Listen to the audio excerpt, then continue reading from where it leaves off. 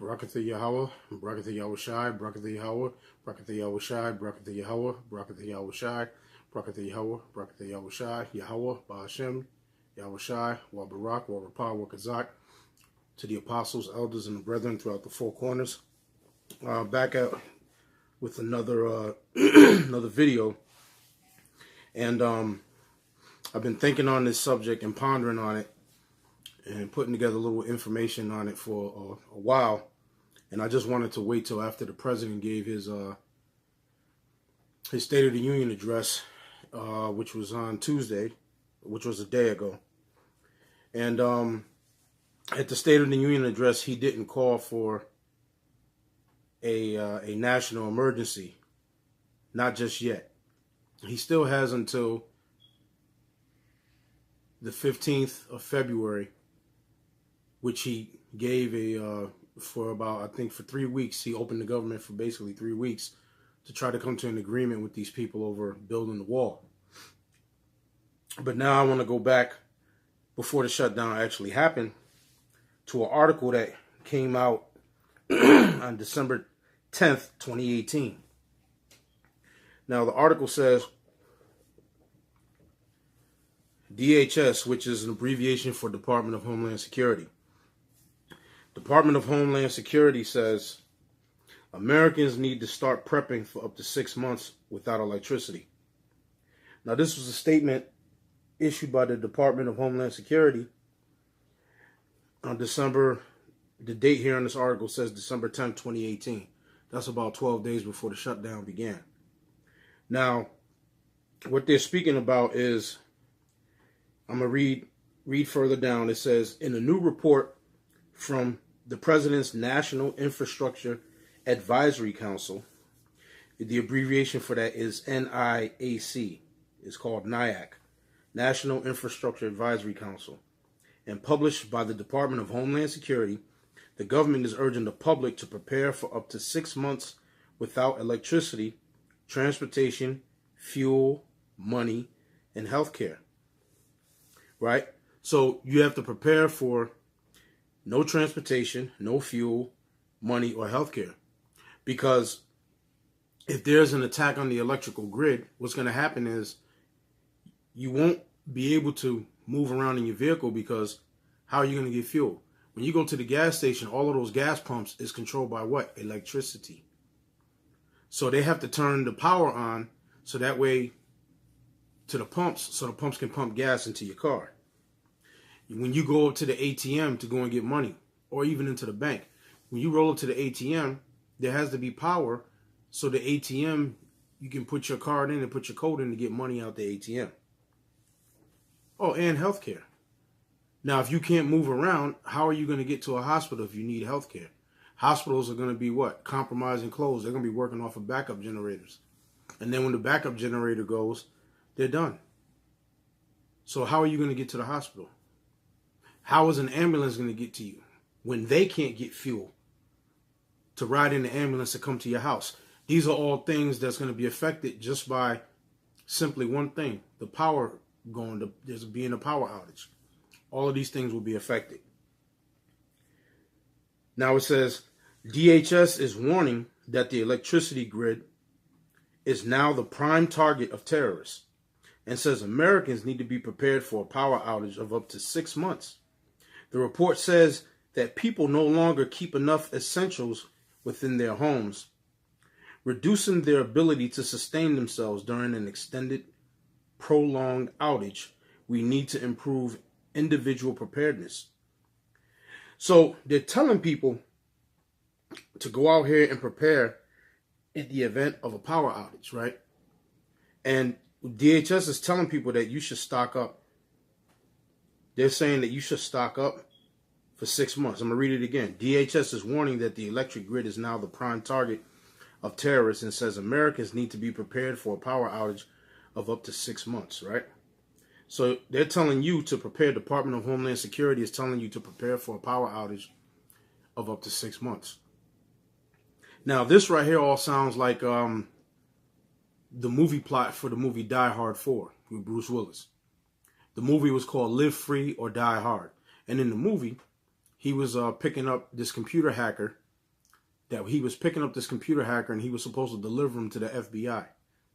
And then what happened was there was a cyber attack that was launched on the power grid of America. That's the plot of the movie, which shut down the water because the hydro plants, the electricity is used for them to turn and open certain pipes to let the water run through to come to your house.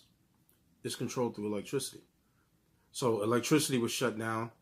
The water was shut down. The entire power grid was out. The whole eastern seaboard throughout the United States, the power grid was out. You go watch the movie Live Free or Die Hard, Bruce Willis. That's the plot of the movie. They're actually talking about that happening here in America. Okay, this is something that they planned just like 9/11. But that's another story with 9/11. Now, what I'm saying is basically the fix is in.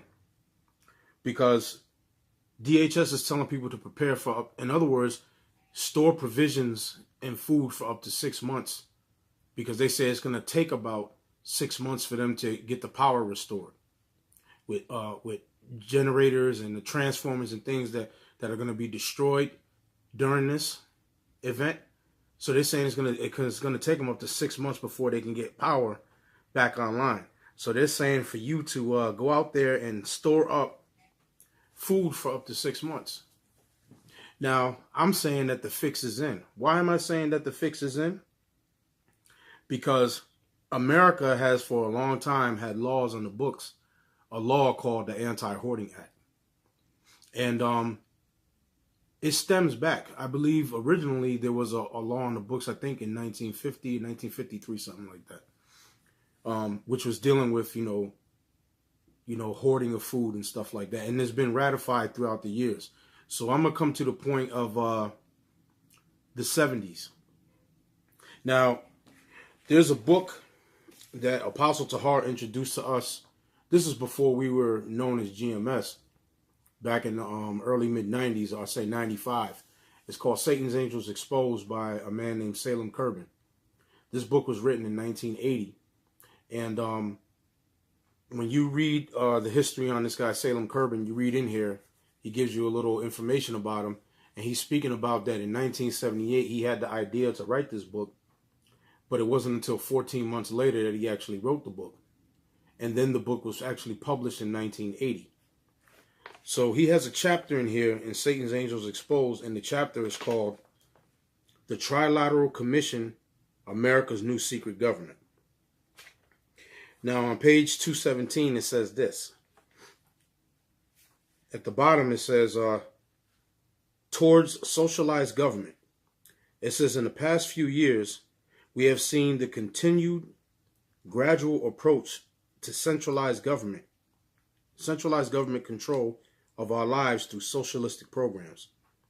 These include recent energy programs, socializing, and welfare programs, guaranteed annual wage, Social Security, and medical security programs, i.e. you got Social Security, you got Medicaid, you got the state welfare. These programs are all in existence right now. They were in existence back then. A lot of people depend on these programs. That's why the government shut down. A lot of people were nervous as hell because this is how a lot of people in this country live. They're getting Social Security. Or a lot of people are getting Medicaid. A lot of elderly people are taken care of through Medicaid under Title 19. You have the state welfare, which is funded by the federal government. The money sent to the state, and the state divvies out to whoever comes and signs up and is eligible to get the SNAP and the EBT. The EBT is the cash. The SNAP is the digital food stamp, and the EBT is the digital cash. But it's the same card, right? So I'm going to read it again. These socialistic programs, these include recent energy programs. There's also a program I know of in the hood because I live in the hood.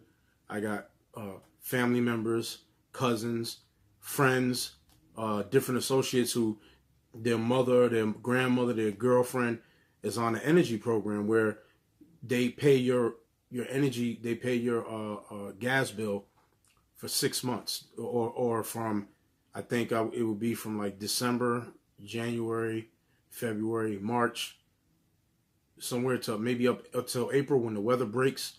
They do have something called a match payment program, right? So that's an energy program. They do the same thing with the gas bill.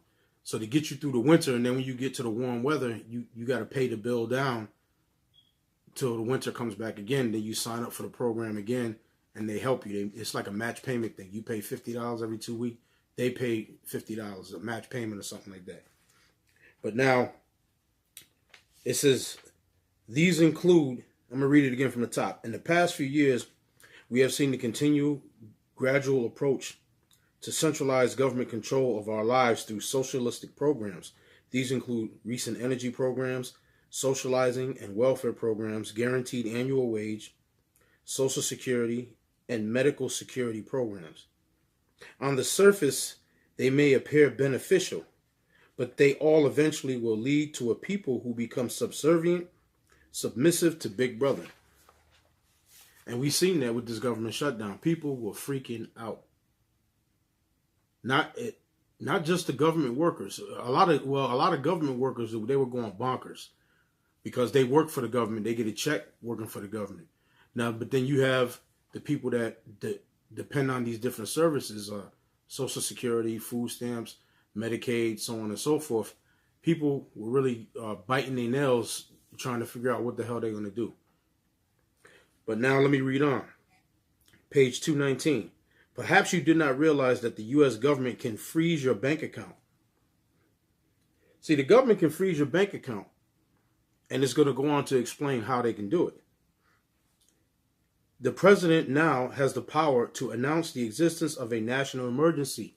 So Trump is talking about declaring a state of emergency or a national emergency based off of the border wall. That is just that's just the surface of the deal. When he declares a national emergency because of the border wall, all of these things come into effect. So if he declares a national emergency, guess what? Then the banks are under emergency. So the banks, they can stop you from coming into the bank and taking your money out the bank, making withdrawals. Okay? They can stop you. You got direct deposit into the bank. You won't be able to access none of that money. I'm going to read on. The president now has the power to announce the existence of a national emergency via Executive Order 11921, which was signed June 15, 1976. That was during the Jimmy Carter administration. Jimmy Carter was the president during that time. So during the Carter administration, Executive Order 11921 was signed into existence. Now let me see if I can pull up a little something here real quick on that executive order that Jimmy Carter signed. No, I'm sorry, it wasn't Jimmy Carter. Excuse me, it was Gerald Ford. Pardon me. Executive Order 11921 was an executive order approved by President of the United States Gerald Ford on June 11, 1976. It amends Executive Order 11490 of October 28, 1969. That was an executive order that was signed by President Richard Nixon. Executive Order 11490. That was on October 28, 1969. So this one, Executive Order 11921, was the executive order that amended Executive Order 11490 of October 28, 1969, which calls for federal agencies to prepare plans for a state of emergency that would require over all civilian manpower mobilization programs and related emergency measures, right? So let me read on in here. It says Executive Order 11921, June 15th, 1976. Then it says, and other executive orders. These orders have behind them the force of law which could be used to establish a federal dictatorship. This is an event that he declares a national emergency. Under these orders, federal agencies can, 1, control all food supply. 2, control all money and credit. 3, control all transportation. 4, control all communications. 5, control all public utilities. All this can come into being by the president merely signing a piece of paper that a national emergency exists. Under the emergency banking regulation number 1, if this were to occur, your bank accounts would be immediately frozen, both checking and savings. You could be prohibited from making any withdrawals of cash. You could be prohibited from writing any more checks without the bank's approval. Except for customary amounts, the bank would decide what is customary. No checks would be honored by any bank for any unauthorized purpose.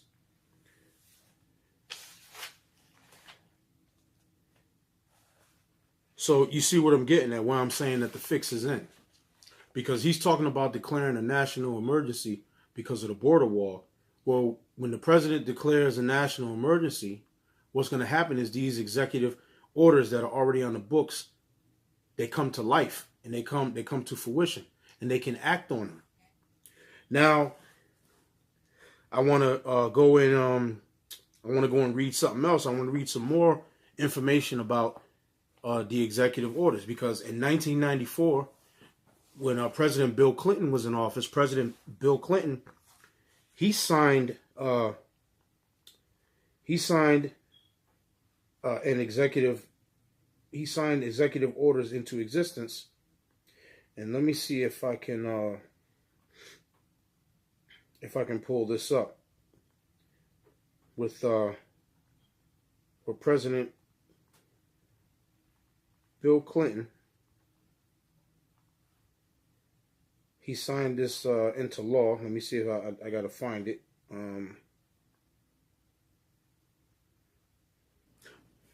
So in 1994, former President Bill Clinton released an executive order that lumped together a number of laws that could go into effect in the event of declaration of martial law. One of the laws included in this order number is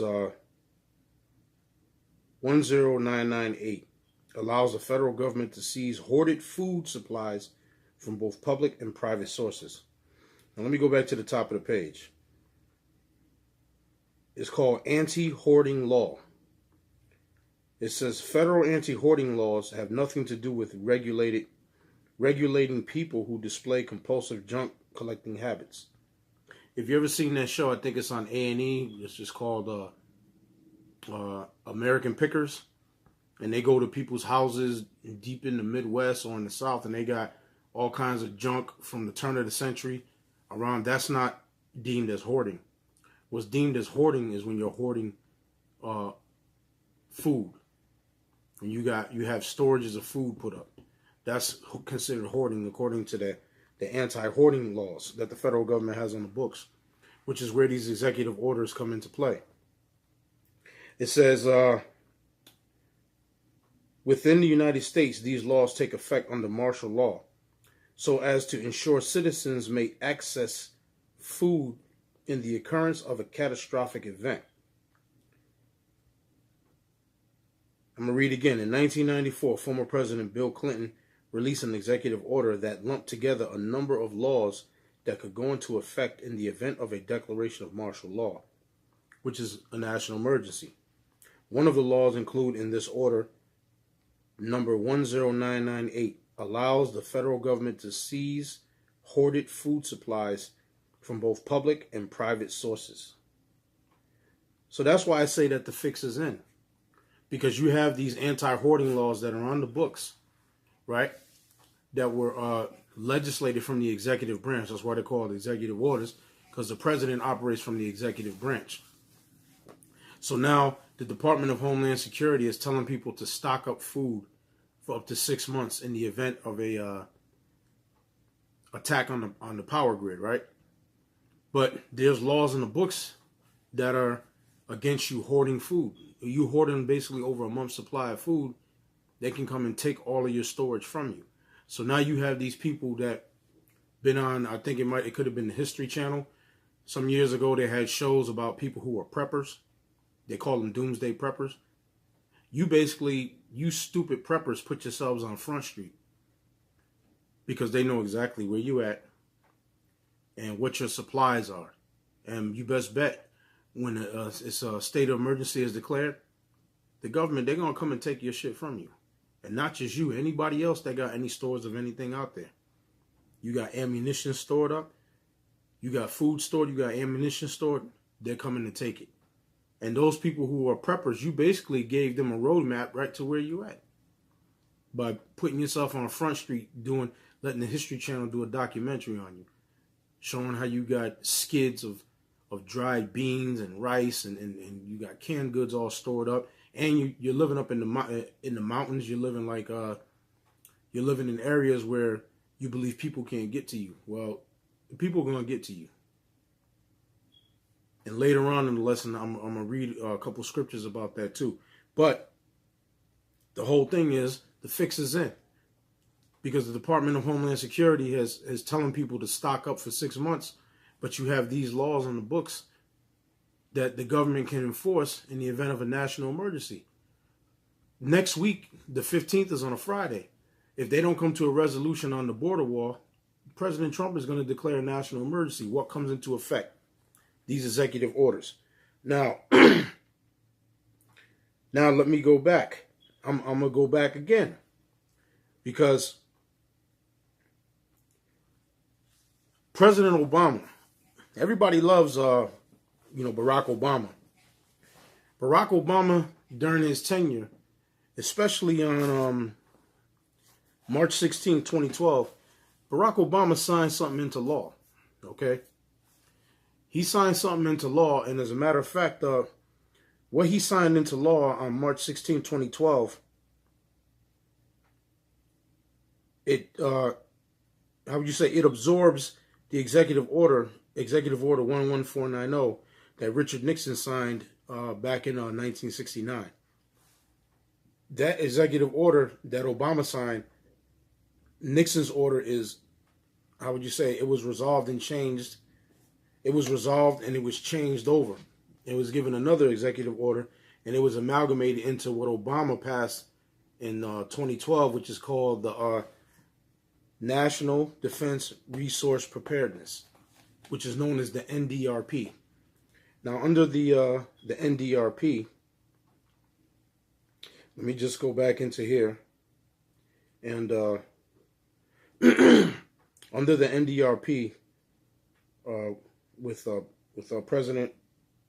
former president Barack Obama. I'm just going to type this right here into Google, right?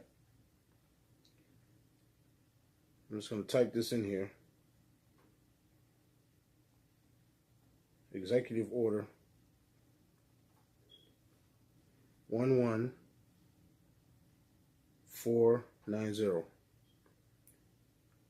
11490. Yep, Executive Order 11490. Assigning emergency preparedness functions to the federal departments and agencies. And this was signed by Richard Nixon.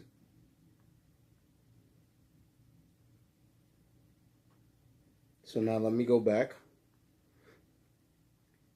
Now, Executive Order 11490 that Salem Kirkman mentioned in his book back in 1980. In 2012, the order was consolidated into Executive Order 13603. Executive Order 13603 is what we know today as the National Defense Resources Preparedness Executive Order. Is an order of the President of the United States signed by President Barack Obama on March 16th, 2012. That was basically the day before St. Patrick's Day.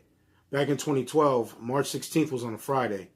That Saturday was the 17th, was St. Patrick's Day. So right before the St. Patrick's holiday, people on Friday night started celebrating St. Patrick's Day, getting drunk out their mind.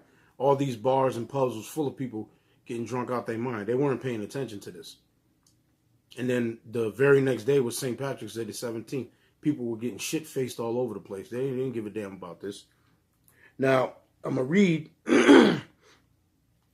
the provisions of Barack Obama's executive order, which is why I say that the fix is in. Okay? So let me go here to Obama's executive order. Okay, his executive order that he put on the books. This executive order, what it's going to do is it's going to take control of everything that you have in your life. Everything that you have, your cars, food, water, everything that you have, the government is going to take control of it.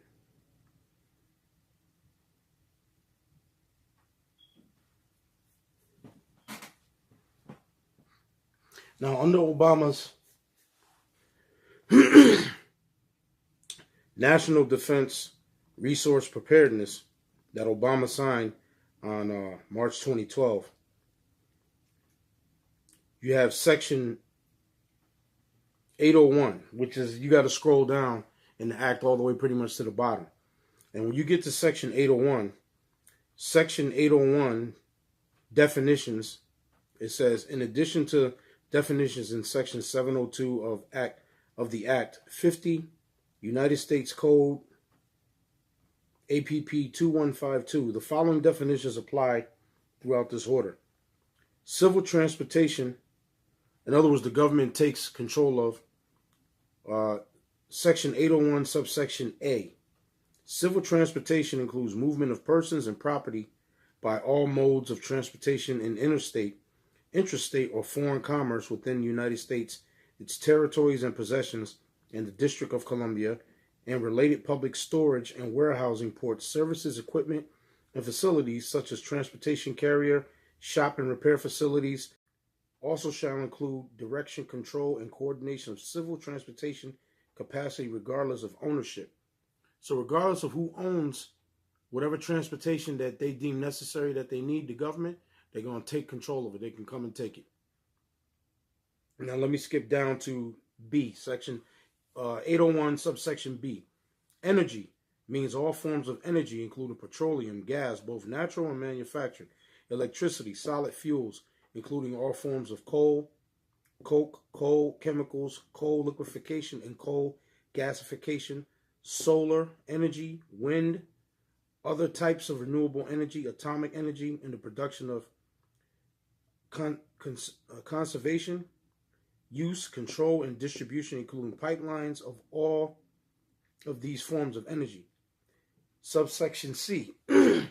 Farm equipment means equipment, machinery, and repair parts manufactured for use on farms in connection with the production or preparation for market use of food resources.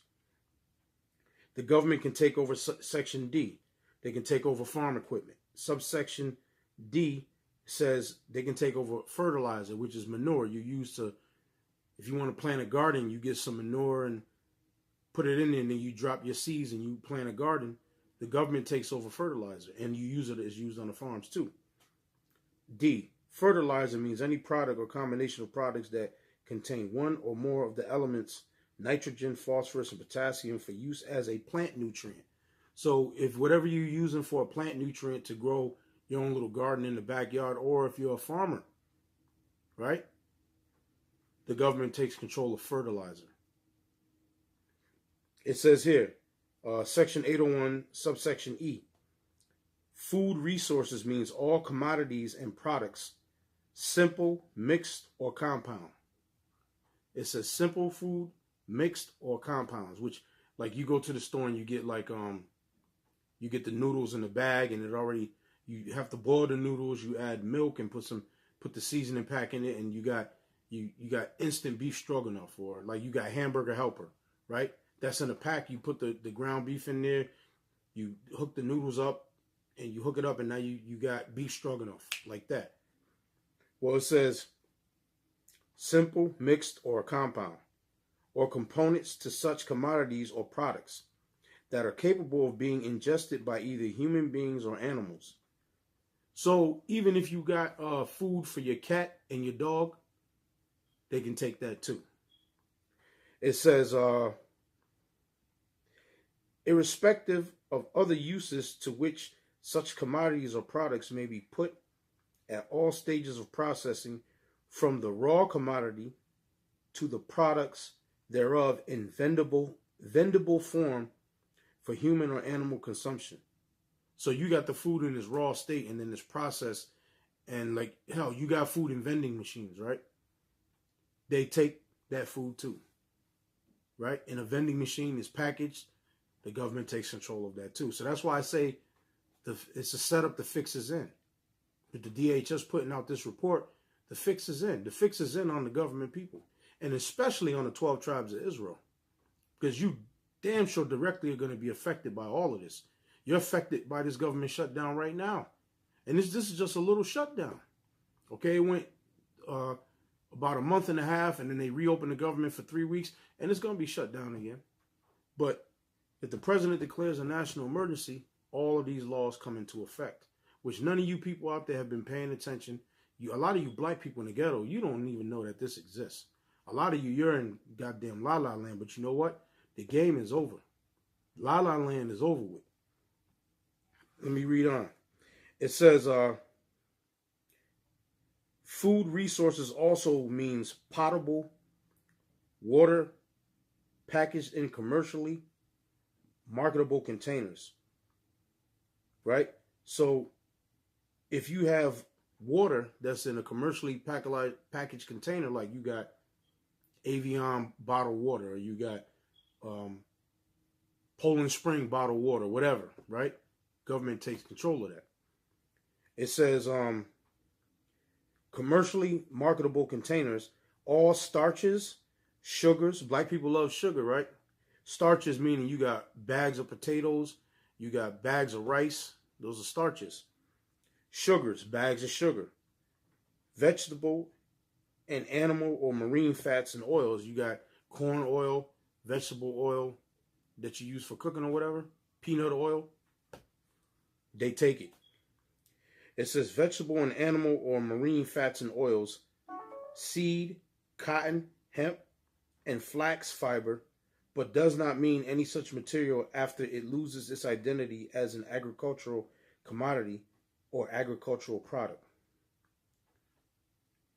So that's just, and you can keep reading down because it goes all the way, section 801 goes all the way down to the last provision in section 801 of the National Defense Resources Preparedness, signed by Obama on March 16, 2012.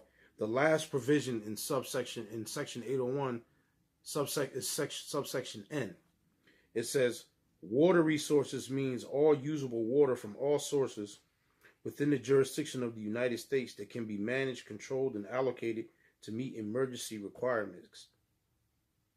So that means if you have well water on your land and you're not getting, the tap water that comes in from the city, they can take control of your well, as well as taking control of the tap water, well water, and bottled water. This is all in the provision that Obama signed, which goes back to the provision that Bill Clinton signed in 1994, which goes back to the one that Jimmy Carter signed, not Jimmy Carter, that Richard Nixon signed back in 1969. So this is all on the books, and the government can act on this in the event of a national emergency. Now, the scriptures in the book 2nd Ezra, the 15th chapter, says this. 2nd Ezra, let me pull this up. 2nd Ezra 15, and I'm going to start at the 14th verse. It says, woe to them that dwell therein, for the sword and their destruction draweth nigh. And one people shall stand up to fight against another, and swords in their hand. Why are people going to be standing up and fighting? It's going to be a class war. It's going to be race wars, but there's going to be class wars also. Because you got people who have resources and have money. A lot of them have provisions that are stored up. So the poor people are looking for what? Food. So you're going to migrate from the area that you're at. In the cities, you're going to go into the burbs, go out into the sticks, And these people are there with their guns and their ammo waiting for your ass to come up there. You're coming up there with your guns or whatever to come and take their food, and they're going to defend their homes. So it says, for the sword and the destruction draweth nigh, and one people shall stand up to fight against another, and swords in their hands. For there shall be sedition among men, and invading one another. That's what's going to happen. Once the food supply runs out in these stores, and whatever people have in their pantry runs out, or the government comes in and takes your food supplies from you, people are going to go buck wild. It says, for there shall be sedition among men, and invading one another. They shall not regard their kings nor princes, and the course of their actions shall stand in their power. A man shall desire to go into a city and shall not be able. Why? Because the cities are going to be cut off. It's going to be martial law. In the event of a state of emergency, the Constitution is suspended. So you don't have the right to freely go travel nowhere. They can institute a curfew, and they can set up garrisons everywhere, which are called checkpoints. They can set up checkpoints everywhere. So you want to leave one city to go to another city, you ain't going to be able to. A man shall desire to go into a city and shall not be able. For because of their pride, the city shall be troubled, the houses shall be destroyed, and men shall be afraid. So in every city across the United States, it's going to be on, man. It says, for because of their pride, the cities shall be troubled, the houses shall be destroyed, and men shall be afraid. That's going to happen right in the city. It says, a man shall have no pity upon his neighbor, but shall destroy their houses with the sword and spoil their goods. So if you have food, you live in the city and you got some type of food stored up and you cooking, and the next door neighbor and the people down the street haven't eaten in days and they smell that food, like animals, they're going to come to where the food is at. They're going to break into your house. They're going to eat the food that you cook, and they're going to kill your ass and take whatever you got stored up in your house. That's what's going to be happening in the cities. A man shall have no pity upon his neighbor, but shall destroy their houses with the sword and spoil their goods because of the lack of bread and for great tribulation. You understand? This is the time that we're coming into. Let me go back to back to this article. All right? Let me go back to this article. That's why I say that the fix is in, because again, Department of Homeland Security is telling people to prepare and store food for up to 6 months. But you have laws on the books which, when the president declares a national emergency, these laws are enacted. And the government and its agencies, meaning FBI, CIA, military, they can come to your house, kick the door in, and take your provisions and take your ass too. Okay? So let me go back here to this article. It says, DHS is warning that the electric grid is now the prime target of terrorists, and says Americans need to be prepared for a power outage of up to 6 months. The report says that people no longer keep enough essentials within their homes, reducing their ability to sustain themselves during an extended, prolonged outage. We need to improve individual preparedness. The report, titled Surviving a Catastrophic Power Outage, warns that an attack would likely come with little to no notice and could cause complete chaos for at least a half a year. Long duration, lasting several weeks to months, at least 2 months, but more likely 6 months or more, due to physical destruction to equipment such as transformers or transmission lines, or the severity of the event resulting in limited workforce to repair damage, or inability to create or transport replacement parts, said the report. The report recommends Americans have enough supplies on hand for a minimum of 14 days, a number that now seems grossly inadequate considering the threat and the timeline for reestablishing essential services after an attack. It says the report is the second in the last month to warn of a profound threat to the U.S. electric grid from terrorism and events like a solar storm or solar flare. Look at that. So it says this report, which came out on the 10th of December. It says the report is the second in the last month. So they issued 2 reports in a month's time dealing with this situation, which means that's what they plan on doing.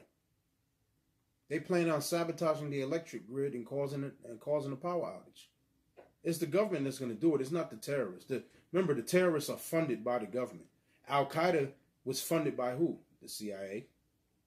You remember that? Al-Qaeda was funded by the CIA. It says, the report is the second in the last month to warn of a profound threat to the U.S. electric grid from terrorism and events like a solar storm or a solar flare. A prior government report also recommended presidential action to protect the grid from attacks. In that report from the Air Force's Air University, the military warned an EMP-style attack could wipe out the United States democracy and the world order. They also warned that 99 nuclear reactors would likely melt down without electricity to cool them. 4.1 million would be displaced from areas around the nuclear plants as the radioactive cloud spread. Military and commercial jets, such as those built by Airbus, could be degraded. Alarmingly, aircraft designed to carry large numbers of people and sizable cargo are allowed to operate without certainty about their level of resilience. Bases will be cut off, making defense and counterattacks impossible. Civil unrest will start in hours, which is what I'm reading about in Esdras. Civil unrest would start in hours. Power and GPS could go dark. An EMP would cause instantaneous and simultaneous loss of many technologies reliant on electrical power and computer circuit boards such as cell phones and GPS devices. So ain't gonna be no more being on Facebook, no more being on InstaWhore. You call it Instagram, I call it InstaWhore.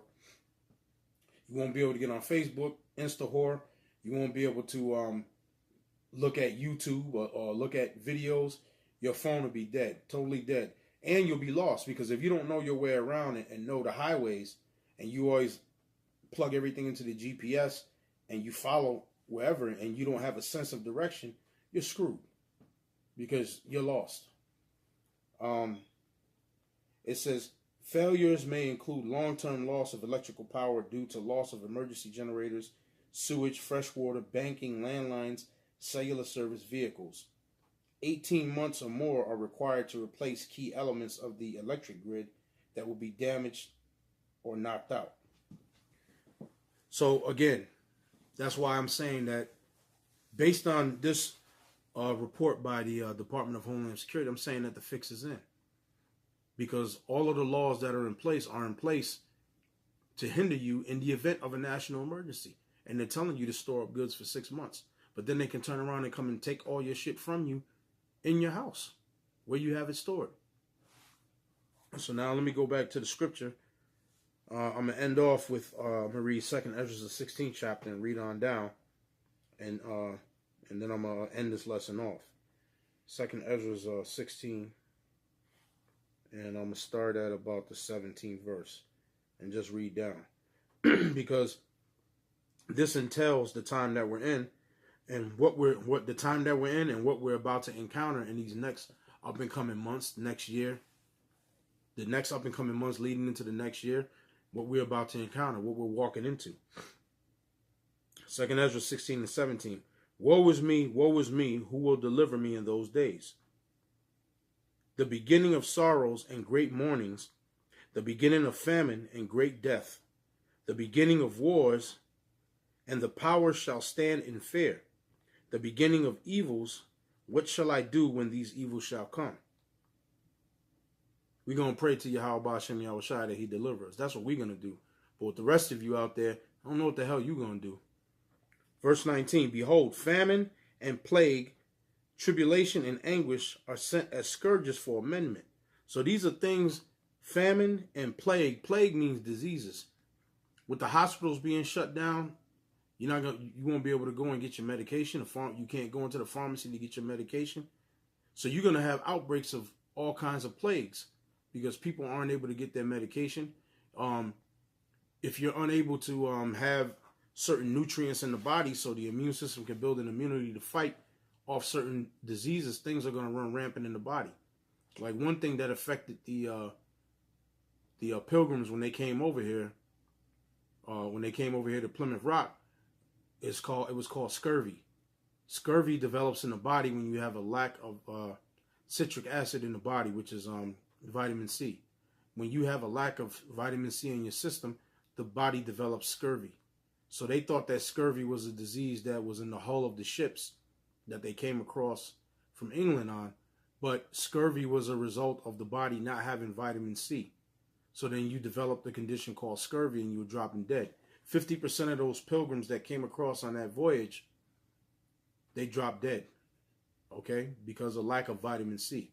Just having a lack of the mineral vitamin C in your body will cause a condition to erupt inside the body.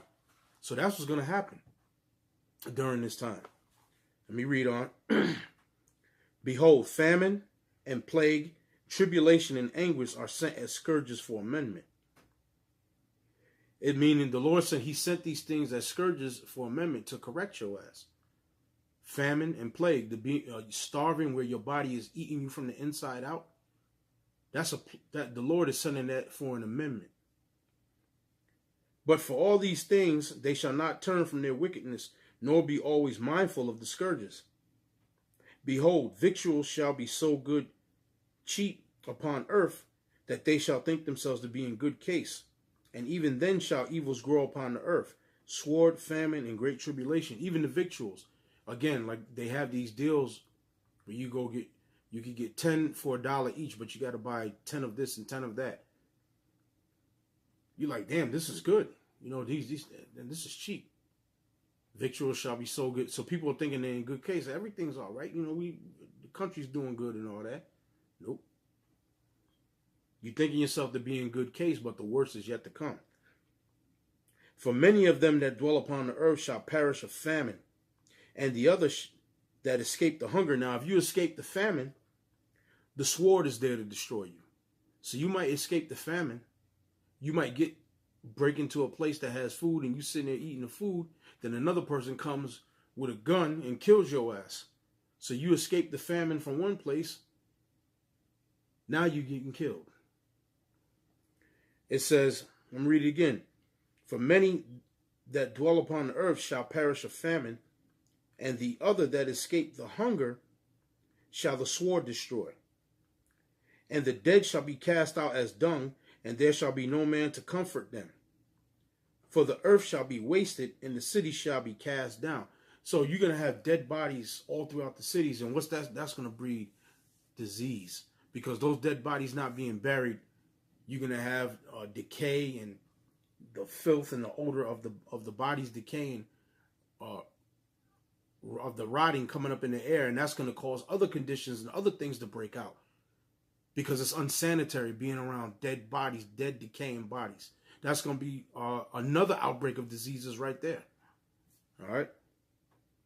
It says, there shall be no man left to till the earth and to sow it. The trees shall give fruit, and who shall gather them? Yeah, you're going to have apple orchards and different places that got these different apple orchards, or you grow mangoes, whatever the case may be. Right? Peaches, a peach tree, whatever. But who's going to be able to go pick the peaches or pick the apples off the tree?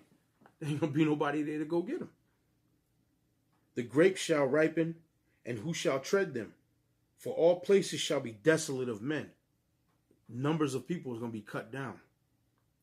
It says, so that one man shall desire to see another and to hear his voice. For of a city there shall be 10 left, and 2 of the field, which shall hide themselves in the thick groves and in the clefts of the rocks. People are going to be very fearful. There's a movie that was about this that I'm reading. It's called The Road. Okay? With, what's his name? Viggo Mortensen. It's a movie. It's called The Road. The movie didn't do that too good in the theater because people, they don't want to look at something like that. And that's the time that we're coming to. And in that movie, it showed you had bands of men that got together and were out together like a pack of wolves hunting, looking for food. And there was a woman and her child who the men spotted, and they were running after her and in the open field, and they cornered her and she couldn't go nowhere, so she just stayed and grabbed her son, and she started crying because you know what was going to happen.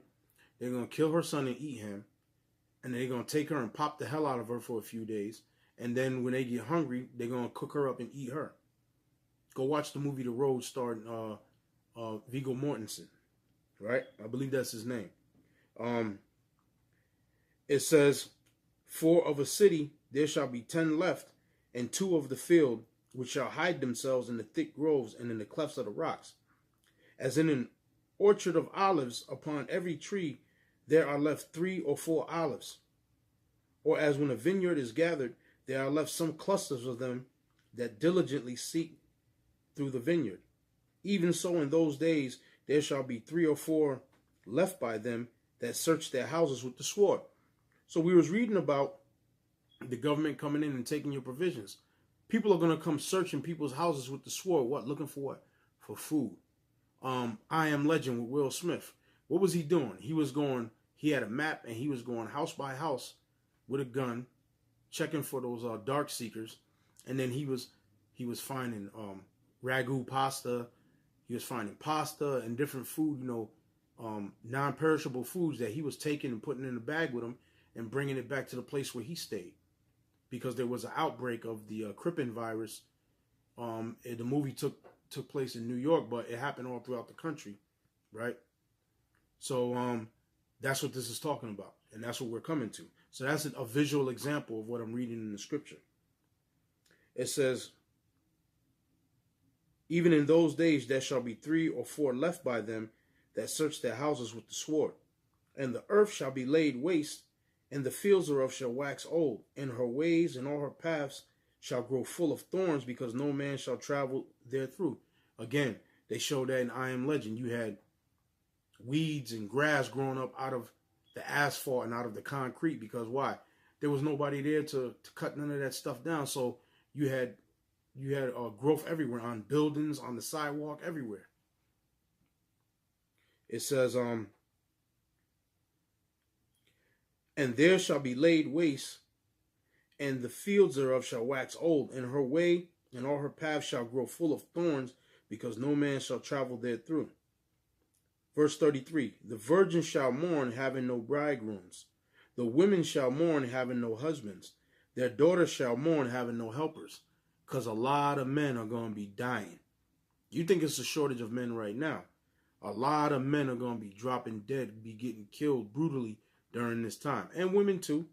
But it's speaking about how you women are going to mourn the fact that there are no men around. So you always talking that shit that you can do it all by yourself and you don't need no man and you can do it all by yourself. When this time comes, you're going to be looking for a man. That's why I'm going to read it again. 2 Ezra 16 and 33. "The virgins," meaning the young women, "shall mourn, having no bridegrooms. The women shall mourn, having no husbands. Their daughters shall mourn, having no helpers."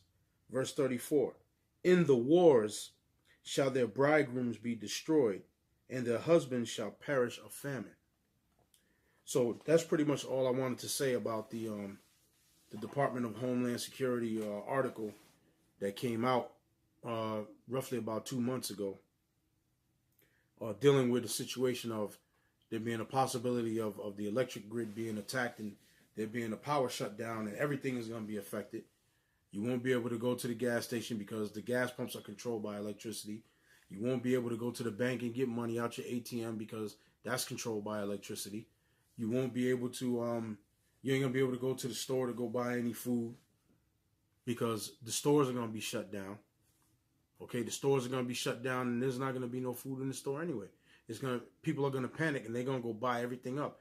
You see that when it's a snowstorm coming or a blizzard, what do people do? They run to the store and buy everything up. So the shelves are going to be empty. So that's pretty much what I wanted to cover in this lesson. And then I'm going to say Yahweh Bashem Yahweh Shai, Barakatah Yahweh, Why Yahweh Shai, and double honors to the elders. And I'm going to say the elders, the apostles, and the elders. And I'm going to say Shalom until the next lesson.